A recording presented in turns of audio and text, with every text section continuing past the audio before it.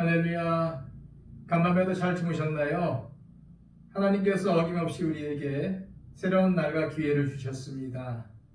주신 이 날과 기회, 오늘도 선용하여 하나님께 영광 돌리시는 저와 여러분 되시기를 축복합니다.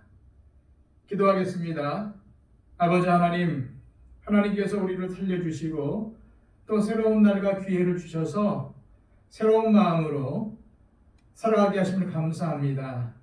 하나님, 오늘이라는 이 날을 통해서 하나님께 영광과 찬송을 올려드리기를 원합니다. 오늘도 주님께서 기뻐하시는 삶, 순종의 삶을 살아가기를 원합니다.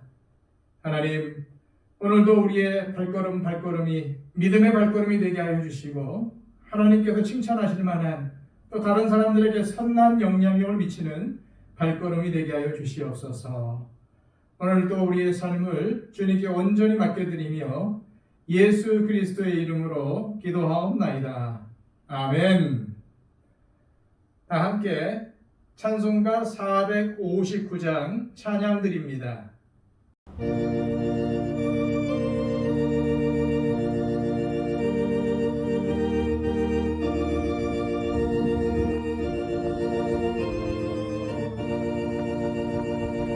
누가 주를 따라 섬기려는가? 누가 죄를 떠나 주만 따를까? 누가 주를 섬겨 남을 구할까? 누가 주의 뒤를 따라가려나? 부르심을 받아 주의 은혜로 주를 따라가네. 주만 따르네. 세상 영광 위에 다름 아니요 크신 사랑 인해 주만 따르고 주가 내려주신 은혜 힘입어 주의 뒤를 따라 힘써 일하네.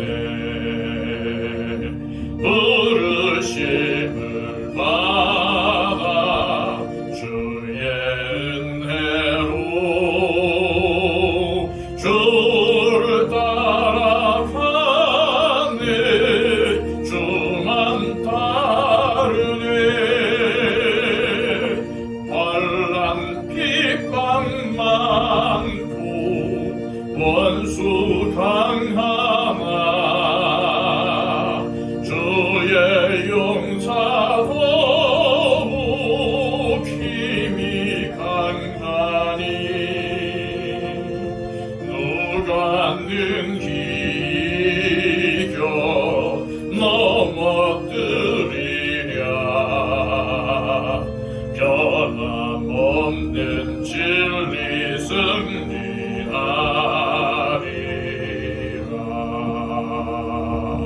기쁜 찬송하며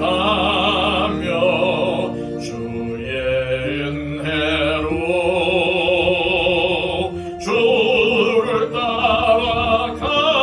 따라가네. 주만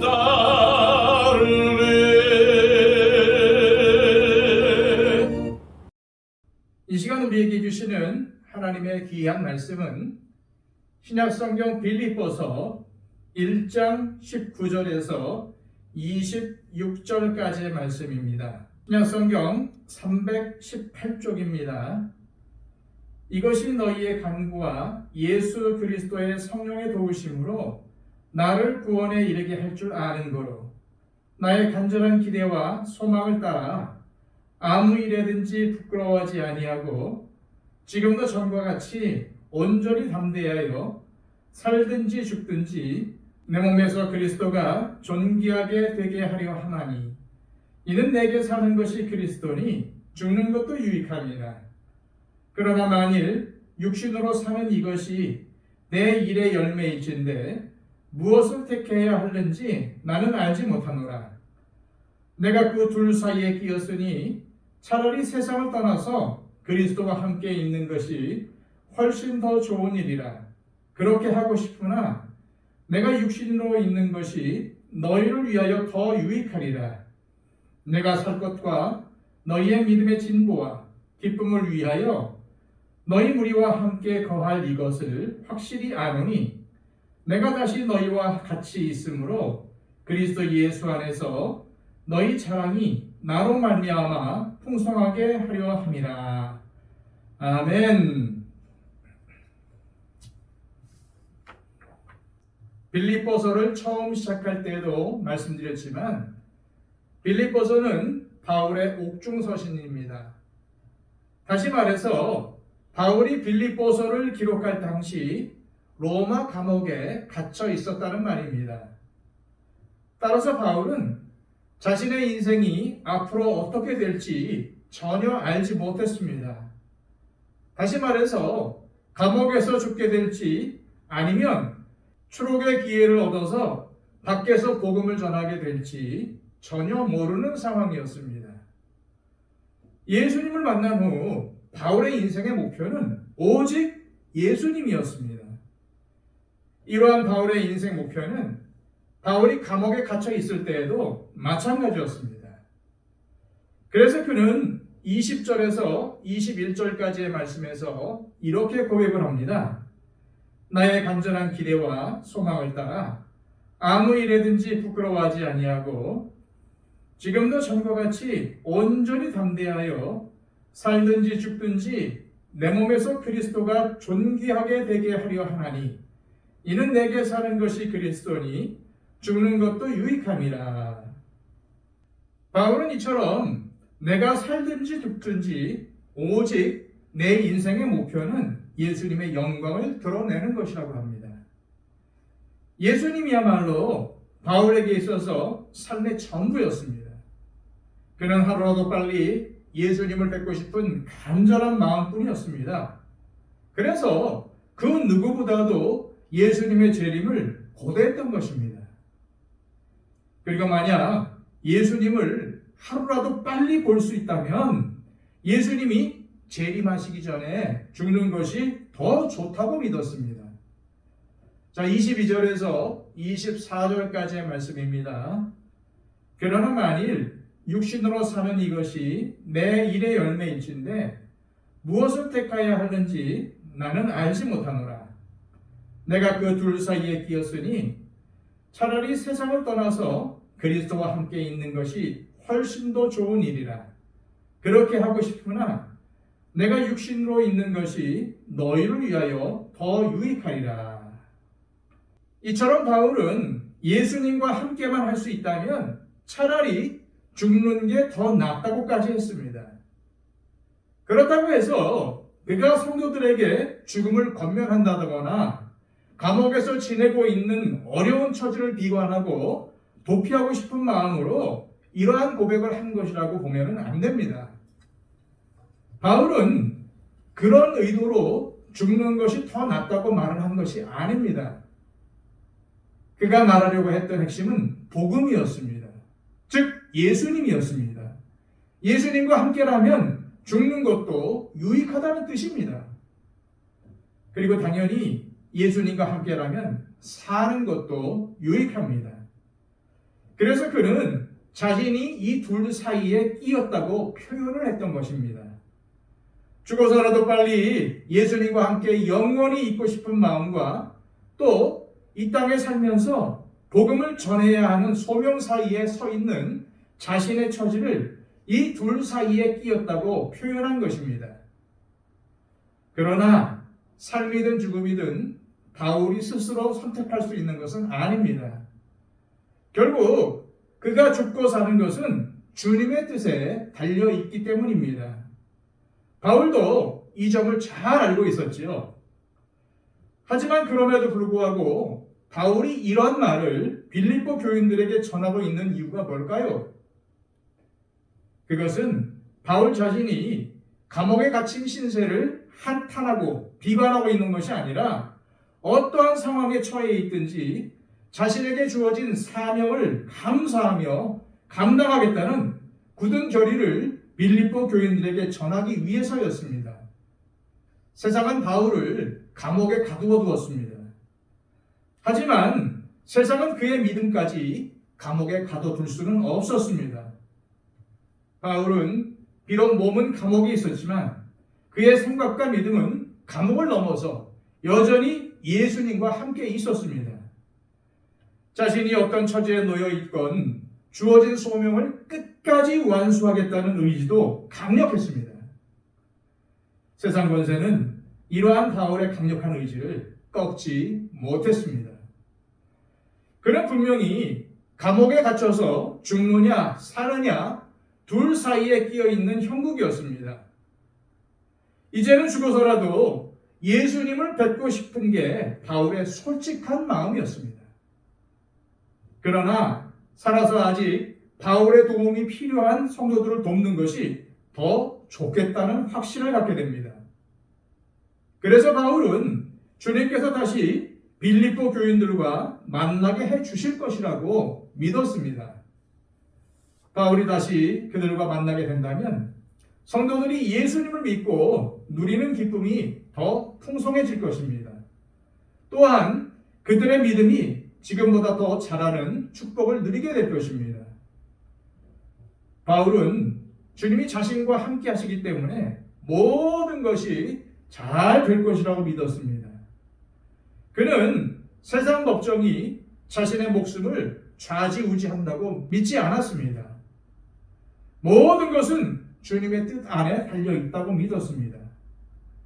주님께서는 하늘 법정에서 바울을 정정당당하게 판결해 주실 것이며 그를 선하게 인도하시고 그를 통해서 하나님의 나라를 이루어 가실 것이라고 확신했습니다. 우리는 종종 우리의 삶에 대해서 불안해하는 경우가 많습니다. 이것은 앞으로의 미래를 우리가 알 수 없고 우리는 여전히 불완전하기에 당연히 겪을 수밖에 없습니다. 그러다 보니 마치 내가 세상 사이에 끼어 있는 것 같은 느낌이 들 때가 많습니다. 이러지도 저러지도 못하는 상황에 내몰립니다. 그래서 하루하루를 불안 속에서 살아가게 되죠.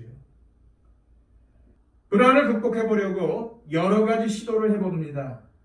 남들이 주식을 해서 돈을 많이 벌었다. 또 코인을 샀더니 돈을 많이 벌 수 있었다. 또 이 시기에는 집을 사야 한다. 라는 등의 말을 듣고는 나도 시도해봅니다. 하지만 대부분 내가 원하는 대로 이루어지지 않습니다. 그러다 보니 더 큰 절망과 불안 속에 살아가게 되지요. 이런 불안이 계속 겹치다 보면은 인생을 비관하게 됩니다. 어떤 사람은 이번 생은 아예 망했다는 표현까지 씁니다. 그런데 신앙생활에도 이런 표현을 사용하는 사람들이 있습니다. 뭐가 문제입니까? 여전히 내 인생을 내가 주관하고 있다고 착각하고 있기 때문입니다. 내 인생을 내가 이끌어 가야 한다고 생각합니다. 내 인생을 내가 책임져야 한다고 믿습니다. 하지만 과연 그렇습니까? 지금까지 우리가 살아온 인생을 돌아볼 때 과연 내 뜻대로, 내 생각대로 이루어졌습니까? 우리에게는 세상 사람이 보지 못하는 손이 있습니다. 바로 하나님의 손입니다. 세상 사람들은 세상 일이 돌아가는 것을 보고는 우연히 일어난 일로 생각합니다. 어떤 사람은 그저 기계처럼 세상을 움직인다고 생각합니다. 하지만 우리는 이 세상을 하나님이 주관하시며 다스린다고 믿고 있지 않습니까? 그런데 안타깝게도 그 믿음대로 살지 못할 때가 많습니다. 보이지 않는 하나님의 손보다는 눈에 보이고 손에 잡히는 것을 더 의지하려고 하기 때문입니다. 예수님은 마태복음 10장 28절에서 29절까지의 말씀에서 몸은 죽여도 영혼은 능히 죽이지 못하는 자들을 두려워하지 말고 오직 몸과 영혼을 능히 지옥에 멸하실 수 있는 이를 두려워하라. 참새 2마리가 한 아사리온에 팔리지 않느냐? 그러나 너희 아버지께서 허락하지 아니하시면 그 하나도 땅에 떨어지지 아니하리라 라고 말씀하셨습니다. 여러분, 세상에 우연은 없습니다. 다 하나님의 손 안에 있습니다. 하나님의 섭리 안에 있습니다. 예수님께서 이 말씀을 주신 것은 우리를 두려움에 빠지게 하려는 것이 아닙니다. 예수님께서 하시고자 하시는 말씀은 그만큼 하나님께서 우리를 귀하게 여기신다는 뜻입니다. 하나님께서 지금까지 우리를 살려주시고 이렇게 교회를 섬기며 세상을 섬기게 하신 이유가 분명히 있습니다. 우리에게 주어진 일들은 다양할 수 있습니다. 소명의 길은 각각 다를 수 있습니다. 그러나 주님께서 우리에게 기대하시는 삶은 하나님을 영화롭게 하며 그리스도의 영광을 세상에 드러내는 것입니다. 우리가 살아있다는 것은 우리가 아직 이 세상에서 할 일이 남아있다는 뜻입니다. 그러니 절대로 어떠한 일이 일어나든지 인생을 비관하지 말아야 합니다. 우리가 살아가야 할 이유가 반드시 있기 때문입니다. 비록 어렵고 힘든 삶의 여정이 우리에게 이루어지더라도 주님께서 우리와 함께 하시며 우리를 통해서 영광 받으시기를 원하신다는 진리를 믿고 감사하는 마음으로 이 주어진 하루를 살아갈 수 있기를 소망합니다. 이 시간 기도하실 때 하나님, 지금까지 우리를 살게 하시고 우리에게 교회를 섬기게 하시고 사명을 주셔서 주님을 섬기게 하심을 감사합니다. 바울의 고백처럼 살든지 죽든지 내 삶을 통해서 하나님의 영광이 드러나며 그리스도를 존귀하게 나타내는 삶을 살아가게 하옵소서. 또한 내가 지금까지 살아있는 것은 무엇인가 주님의 뜻이 있음을 깨닫게 하셔서 주님의 뜻을 이루는 삶을 살아가게 하옵소서. 기도하시기를 바랍니다. 우리의 중보가 필요한 모든 분들을 위해서 중보해 주십시오. 박영재 집사님, 이순희 권사님, 이복신 권사님의 건강을 위해서 기도해 주시고 그 밖에 여러 가지 어려움 가운데 있는 우리 믿음의 형제 자매들을 위해서 중보해 주십시오. 한국교회와 우리 더 처치를 위해서 또 우리 선교사님들의 사역을 위해서 간구해 주시기를 바랍니다. 기도하겠습니다.